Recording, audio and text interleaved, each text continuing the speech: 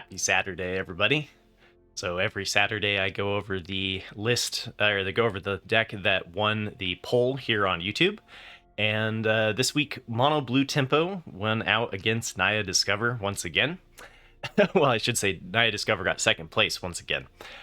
But this was the budget deck of choice before rotation. So this deck is largely going away because we're losing a lot of the Neon Dynasty ninjas, and so sad to see this one go. So this is going to be more of a celebration of the mono blue budget deck, since this is the last little bit we get to play with it before rotation.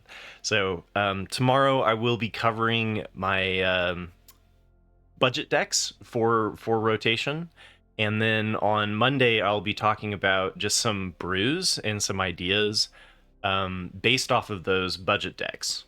So we're going to switch things up a little bit, and so on the following Monday I will be covering my best of 1 and best of 3 meta review, going over the top decks from the tournaments as well as what the stats say for best of 1.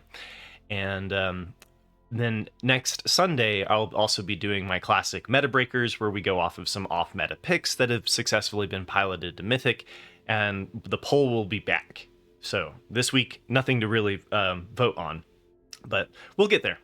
And so anyway, this deck, if you are unfamiliar with it, you're just basically going for early 1-drops that you can then enable your ninjutsu to replay those early 1-drops. And like Spyglass Siren gives you the map token, Gingerbread itself, the high-speed hover bike are all decent targets for the Unctus's Retrofitter and the Zoetic Glyph. And yeah, 0 rares list. So I'll show you some of my favorite games, and enjoy.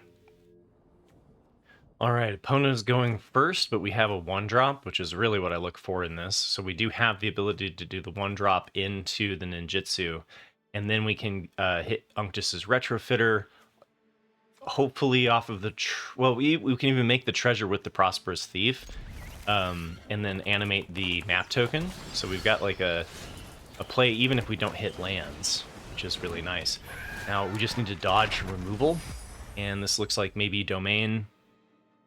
So we could be up against here a turn 2 Leyline Binding, which is really the gonna be missed quite a bit during rotation.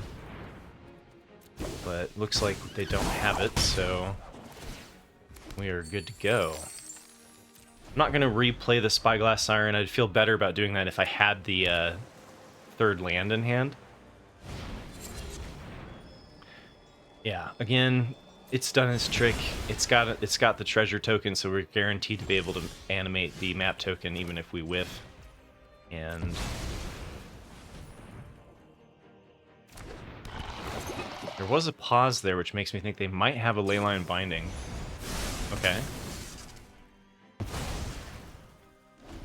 Ouch. Okay, that definitely hurt our tempo. And now we're stuck a little bit on 2 lands. Hover bikes, which aren't looking really great. The bounce doesn't look super great. I think I just deploy the Spyglass Siren and maybe Gingerbread versus Network Disruptor. I like this one being able to tap, so I think I'm just going to go with the Gingerbread here and try to get in. They're going to probably do like, what, an ill-timed explosion next turn. So largely, we're definitely in an uphill battle here because of that Leyline Binding hitting our tempo pretty hard. Oh, there's the ill-timed explosion. And we really, we need to hit like a Zoetic Glyph. So I guess what I'm going to do here is Network Disruptor, flash in the high-speed hover bike. Could pop some map tokens as well. If I pop map tokens, it might be able to help me find the Zoetic Glyph. I think I'm just going to go with the hover bike though.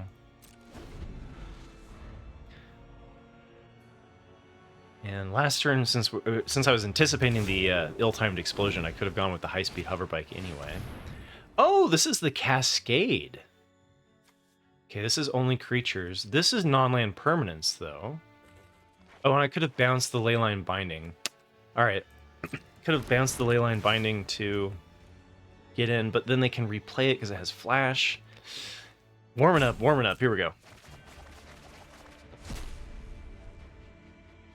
So the Invasion of Alara is looking to hit this Bramble Familiar, which, because of the way it's worded, you can then cast the Fetch quest and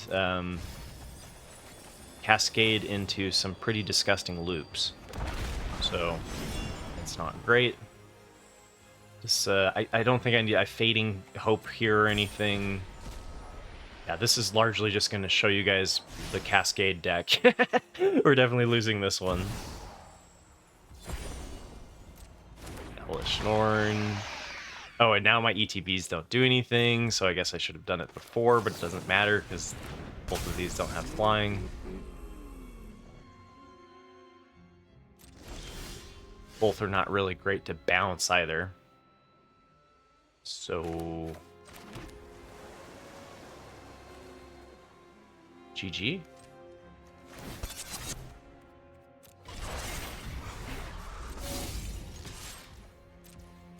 Now my other hover bikes don't tap. I guess bouncing Elish Norn isn't the worst. Probably should have popped... I should have popped map tokens there. Alright, well, screwing up. Just try to find like a Zoetic Glyph or something. And even then, it's not looking great.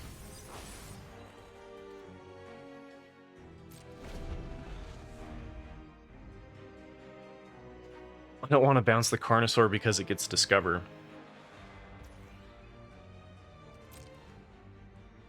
I suppose they could just replay the Elish Norn. I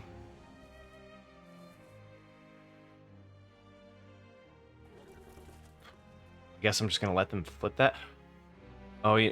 If I hadn't popped both map tokens, what I could have done is I could have Fading Hoped and then tapped the Carnosaur. So mistakes are being made.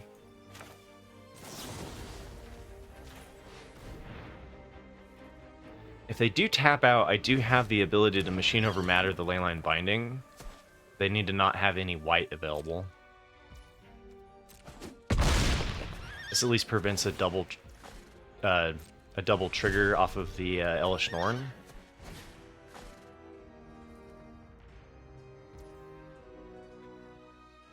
Does it destroy lands too? Destroy target permanent?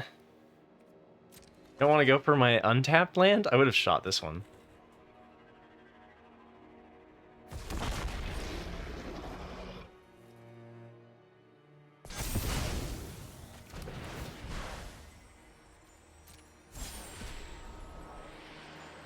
Okay, into the Bramble Familiar. That one's a little bit of a non-bow there because, like, if you do hit it, you can't do the fetch quest.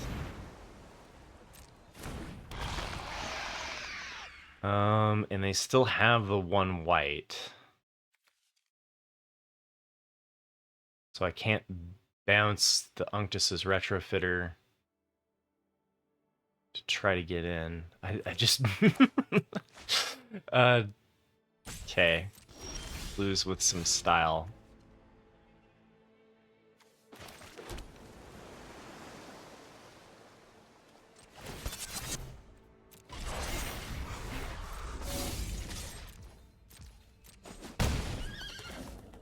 So even though I dropped a damage, like, it's not going to matter.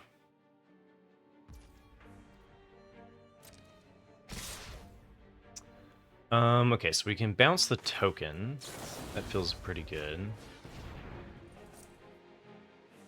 So then I don't get an additional ETB off of that one.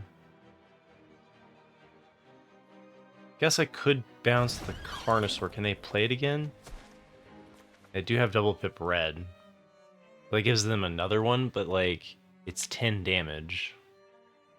Again, what I should have done is probably Machine Over Mattered the Elish Norn and then tapped. But I'm just gonna take the 16 here. Call it good.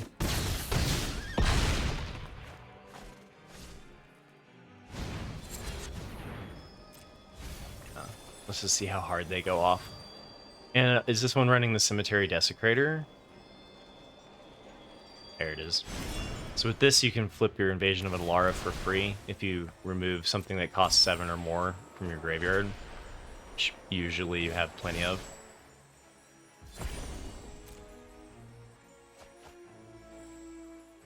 Yeah, just doing that as a draw 2. Getting the double triggers off of Elish Norn.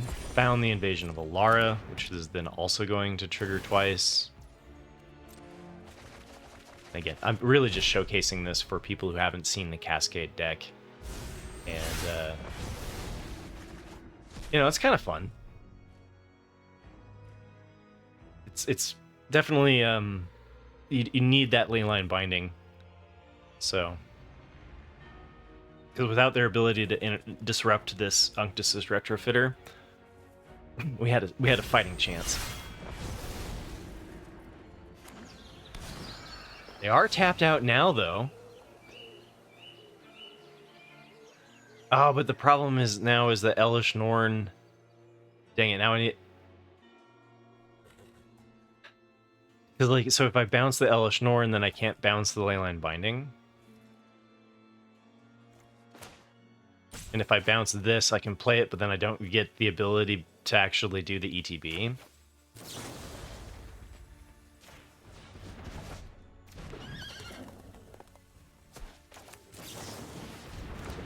Let's play out our hand here. We're not winning this.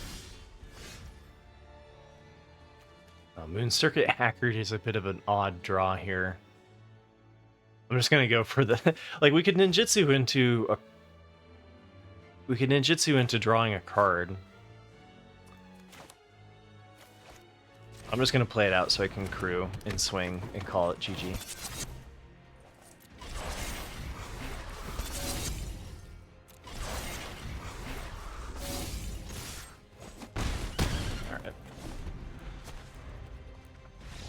That wasn't even the best, like, those aren't even the best Cascade loops I've ever seen that deck do. You can get some absolutely disgusting turns. Alright, we don't have the turn 1 play.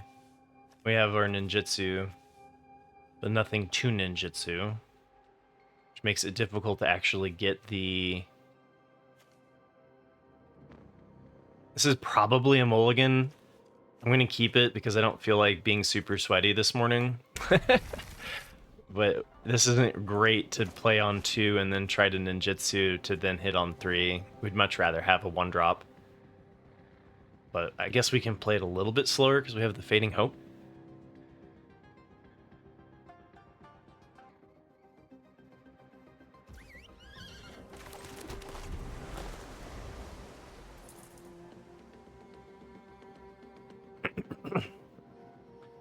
All right, let's see what our opponent is on. Ah, mono red. Okay, racing mono red. Fading Hope can work pretty well against mono red, and we get our 1-drop of turn late.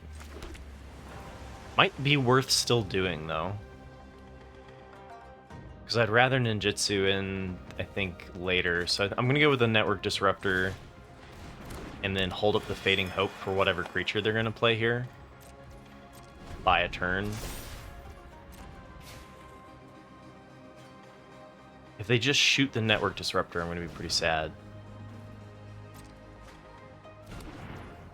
Alright, well that's really good for us.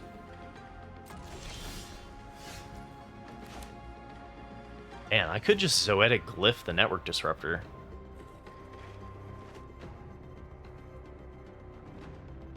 So we want to get the ninjutsu value in. I guess Prosperous Thief replay the Network Disruptors. It looks like probably the best way to create this. So ninjutsu in replay. Or ninjutsu in hold up the Fading Hope.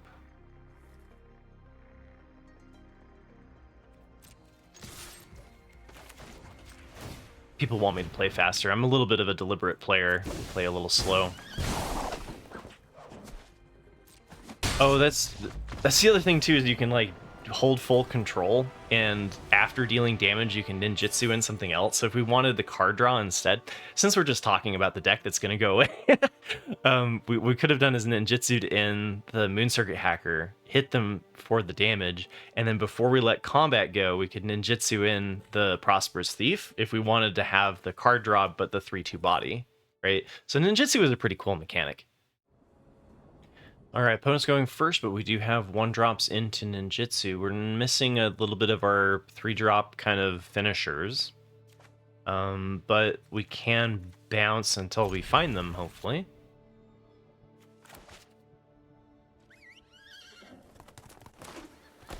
All right.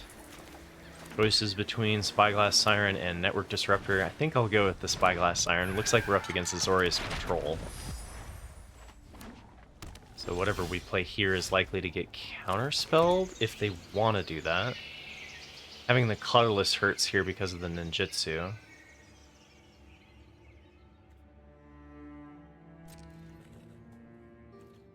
In fact, actually, I probably shouldn't have played... Oh, and then if they counterspell this, do I have nothing on the board? I haven't played against Azorius Control in a while. I think ninjutsu can get countered, right? Or is it an ability?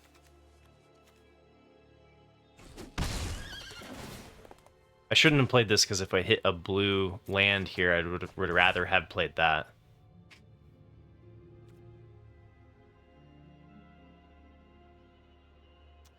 It's tempting to sacrifice the map token there to pump the Moon Circuit Hacker to find the land. And then this likely gets counterspelled, but that's okay.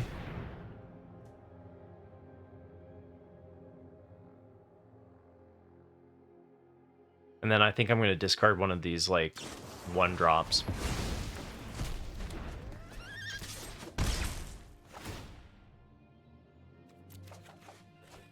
Do we need land 4? I think it's still better than one of the flyers.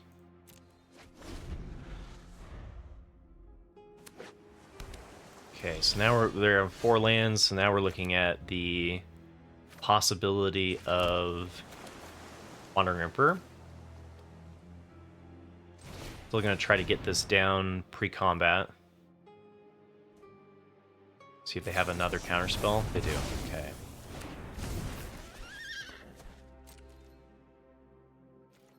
Now we can discard the land. Or no, wait, we haven't played the land.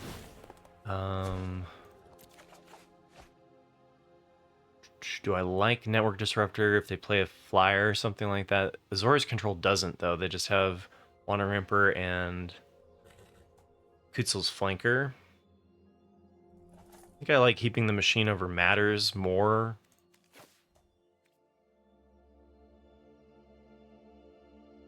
It's kind of tempting to keep one of those.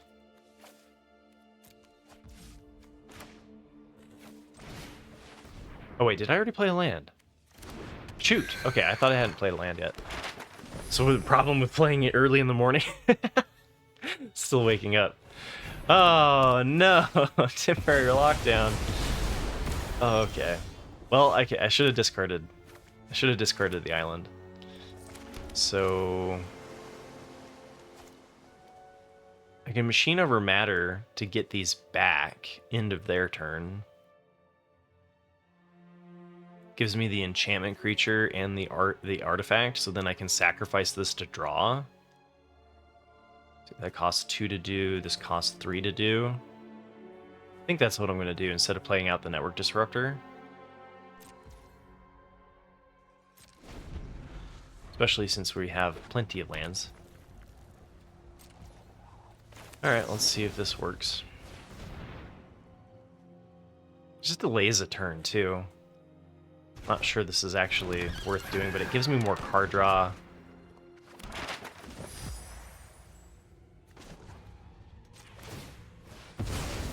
But really, I'm just doing it because it gives me the draw too.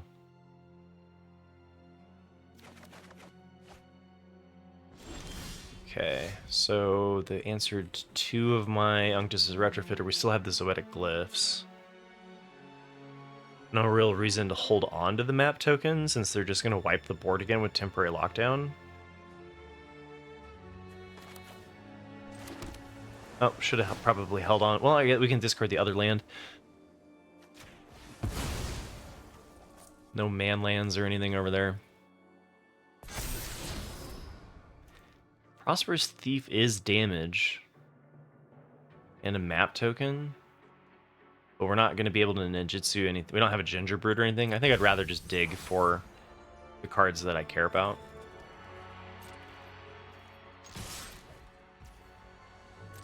And then if they do temporary lockdown, we can just bounce their stuff again. So we're just digging for a Zoetic Glyph.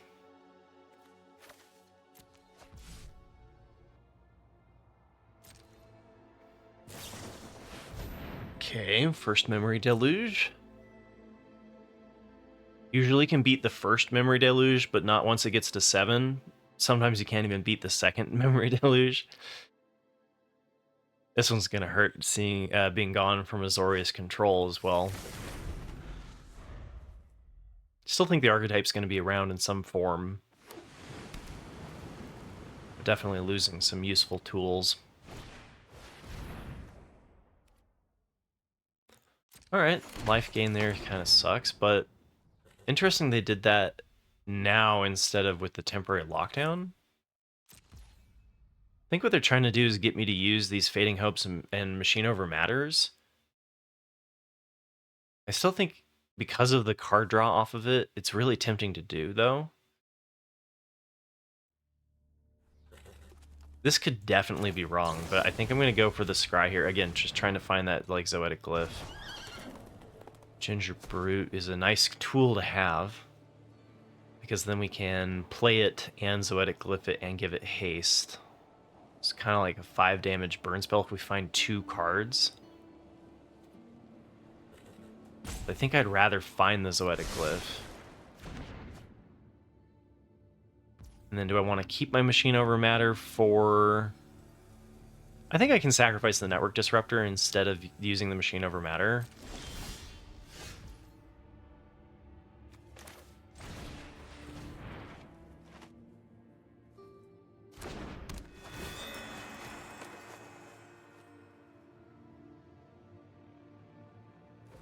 Okay.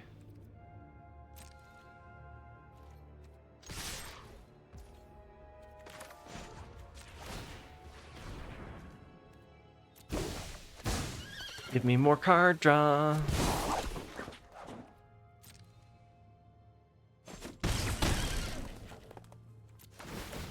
And then the Moon Circuit Hacker being able to like dig for your answers is pretty spectacular. Aha! We found the Unctus's Retrofitter. Okay. I think I go your go, because if they do temporary lockdown, we can bounce it with the Machine Over Matter. End of their turn.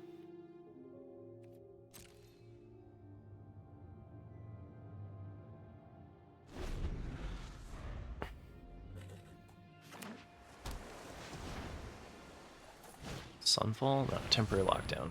Okay, that's fine. They could have even swung in with the 1/1 there if they wanted to really min-max it. Alright, well, here's the question is, do they have... I could go with the Hover Bike, but the Hover Bike gets destroyed just as much as... if they have a counterspell. I think I'll go for bouncing this.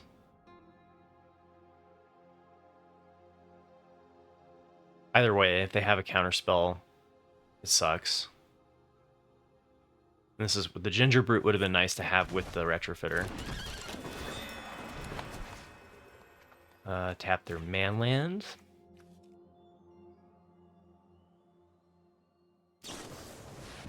Oh, and they're tapped out? Okay, I think we just won. And this was a pretty annoying list for Azorius Controlled to deal with, in all fairness. Can't remember off the top of my head which ones were the best, but this should just do the trick. Unless I can't count, because that's 4. Okay, yeah, well, this does it.